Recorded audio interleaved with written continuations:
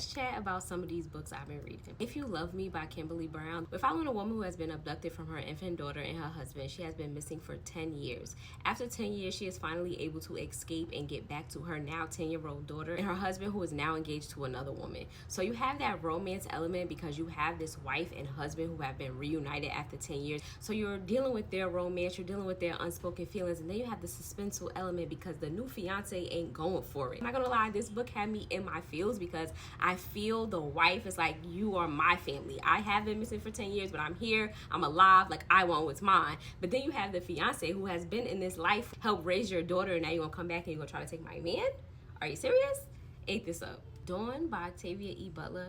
Octavia E. Butler's imagination goes crazy with the world building. Very unique, very odd, but in a good way. This story follows a group of humans who have been abducted but saved from the earth because the earth was literally being destroyed and have been abducted and taken back to these alien ships, which is on another planet. They awaken Lilith one day and she becomes the chosen one to lead and train these group of humans to not only just accept these aliens and where they are, but also accepting them as peers, because these aliens want to send them back to Earth, but they also want to like mate with them and become just like one big community, but like on Earth. It's so weird, it's so crazy, but I thoroughly enjoyed it. The way that Octavia created these aliens, they didn't just look like regular aliens, you know, like the big heads and the big old eyes. No, they were like covered in hair, but the hair was snakes, and their eyes and ears was like nests of night crawlers and bugs and just weird. It was the most weirdest, most interesting story. This is the first book of the series and I will be continuing it. Okay, Cutthroat. If you want to read a story about a woman getting her lick back on her husband, baby, this is it.